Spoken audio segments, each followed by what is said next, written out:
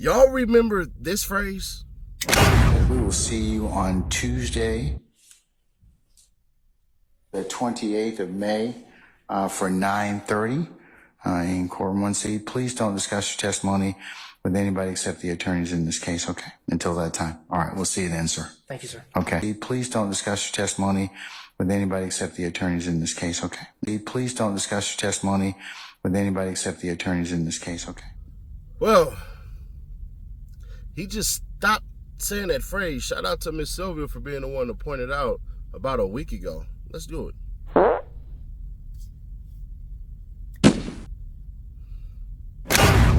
All right, Mr. Copeland, we'll see you tomorrow morning at 9:30, okay? All right, thank you, sir. Miss Hilton. Okay. Okay, all right. Okay, ladies and gentlemen, this might be a natural point for us to recess for today. Mr. Copeland, we'll see you Monday morning at 8:30, okay? 8:30? Yes, sir. See you then. All right. Mr. Copeland, we'll see you tomorrow at 12:30, okay? Peace out. All right, thank you. That's not by accident. Remember when the judge keeps saying, let's do our daily admonitions, don't go to any of the places that you heard, contact me or Sergeant whatever the hell if people try to reach out to you and you can't recap this from any third-party sites, and don't go on any whatever and all this stuff and everything like that. He makes sure to say that every single time he sends the jury home. He makes sure to say that for every witness that he sent home. But he hasn't done that for Woody, and I think the state and the judge are playing a dirty-ass game. Just gonna be honest about it, because at the end of the day, Judge, you're the one who sat up there, screamed at people about eating gum, but nigga, you was eating butterscotch or peppermint in your court. Get rid of your gum. Remove yourself from my courtroom and get rid of your gum. In the earrings, you. Yes, you. Get rid of your gum. I apologize, Miss Lowe. Pressure, if any, the court put on him. And you're going to be the one instructing the jury. And I just can't imagine how that's fair to Mr. Williams. So I just ask you, I'm not abandoning anything in the joint affidavit from the Honorable Attorney Adams and myself, but if you would just look at just even paragraph 12, again, if you didn't consume it entirely, I don't believe that meets a legal conclusion or a bare assertion. I ask the court to recuse.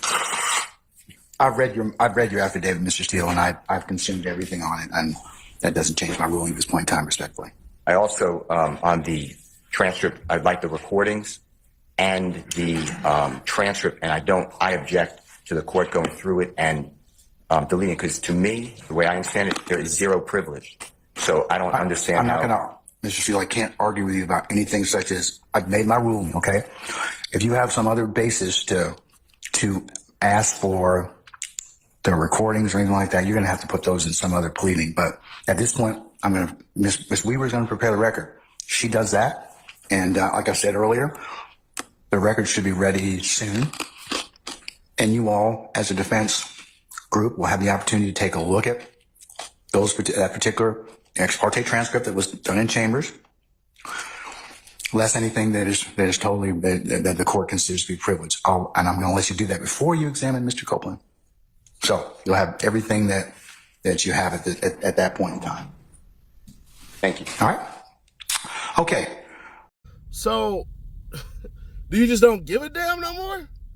That's what I mean by I said kick him in his ass, because, Judge, you need to be reminded, bro. You're not even listening to your own rules. You're not even doing what you used to do no more.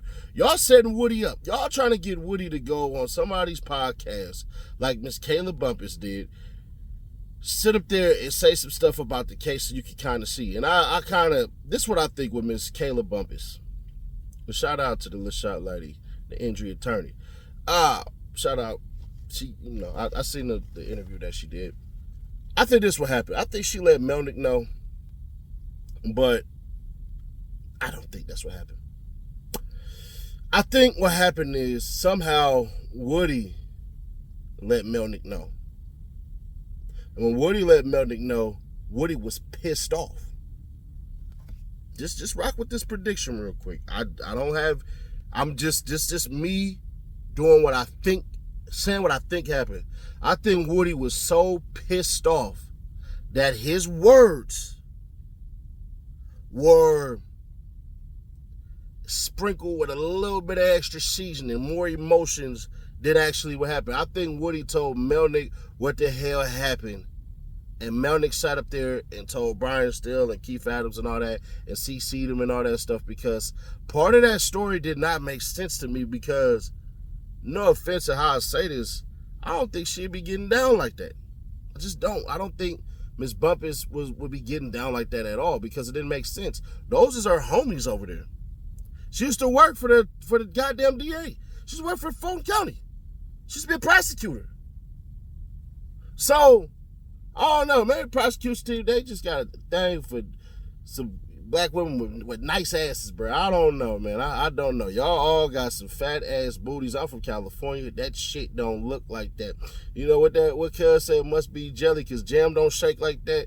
Y'all got some jelly booties out there. Hey, I'm a fan of it. But to the matter at hand, I think Woody hit up Melnick and was pissed off, and Melnick sat up there and sent back some stuff, and that's what ended up happening. I would like the court to look into the appropriateness, Mr. Copeland, to my observations around your courtroom, outside your courtroom on breaks, is surrounded by several members of law enforcement, the district attorney's office, and prosecutors, potentially other persons.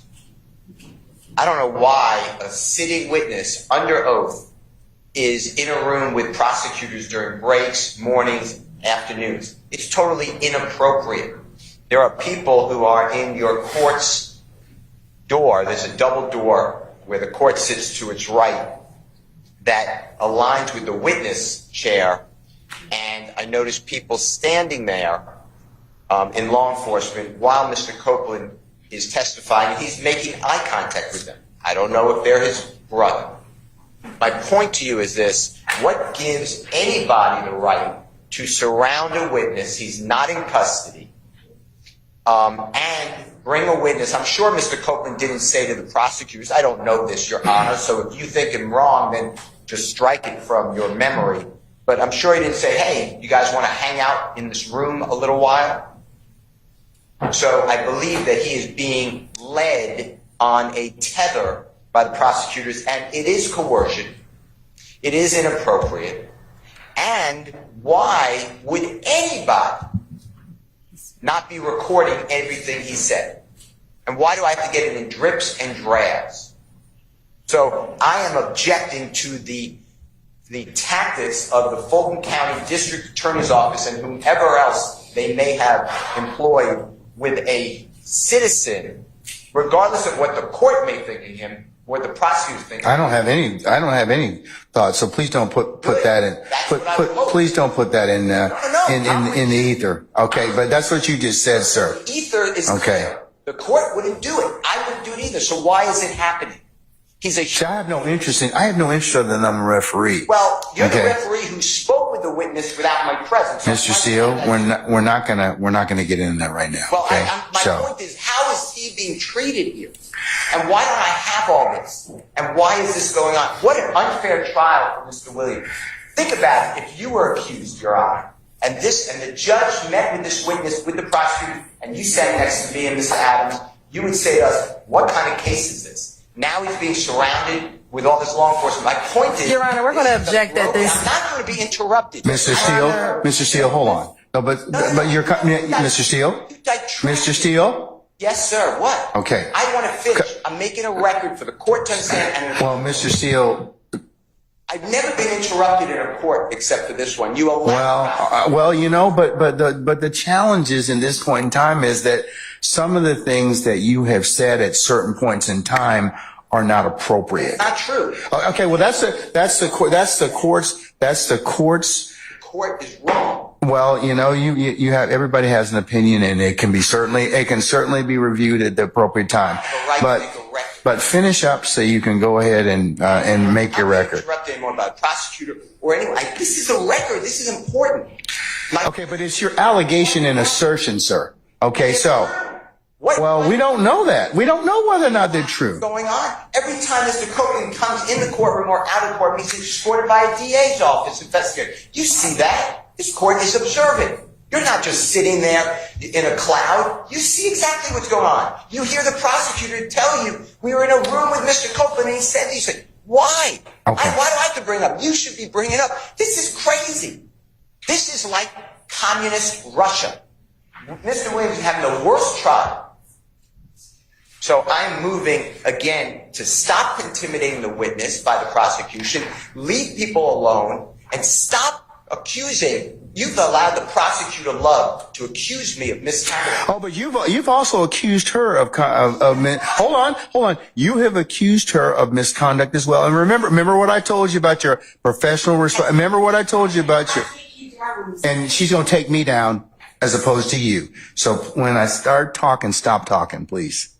But back to Woody being set up. I think Woody's being set up because he doesn't tell Woody, you cannot go out there and talk about the case. He's damn near inviting it in. It's like, paint an illustration. Hey, that house is open. You know you ain't supposed to go up in there, but you might want to take a peek.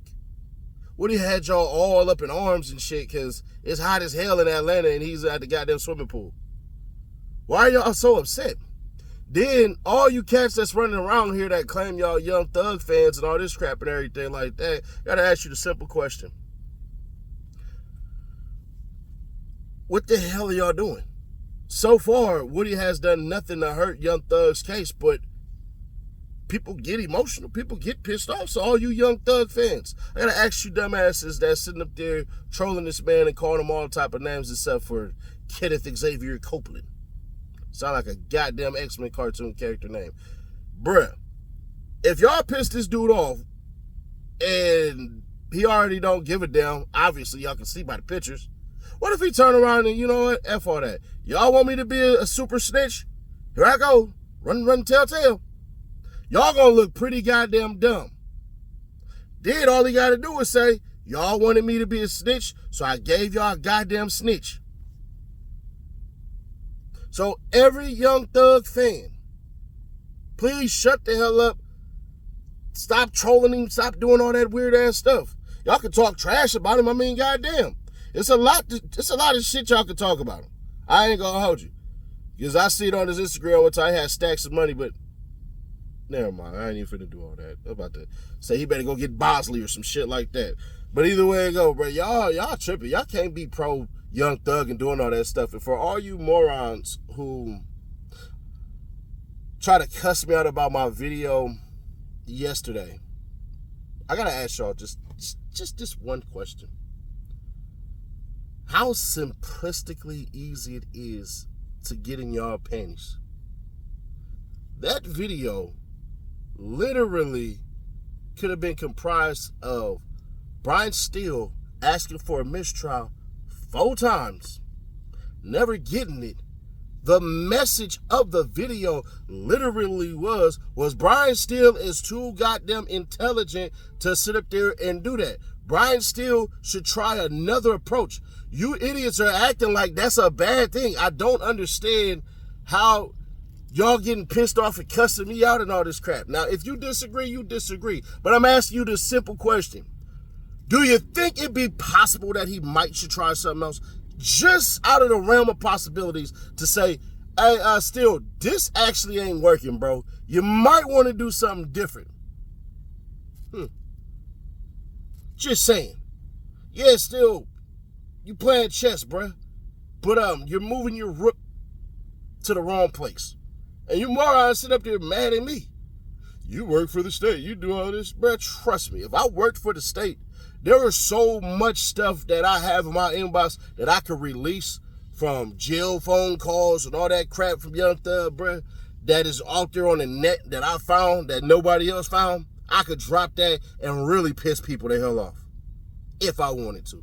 But you're allowed to disagree over here. What you're not allowed to do is use your small brain and try to combat my big ass brain. Go back, re-listen to the theme of the video. The theme of the video literally is, Brian Steele, you are messing with somebody who believes that they are right. You have a group of lawyers that are saying you are right. He might have a group of freaking judges that says that he's right. So why not try to err on the side of the angels? Just curious. Subscribe, turn that bell, stay notified, and share to keep your people aware. And if you still pissed off and yelling at me and all that stuff, it's still welcome over here too. But please don't trash talk me on this channel, the Visionary channel, and think I ain't gonna fire back. Nah, I'm gonna sling my arrows, bruh. And sling my arrows, I do well.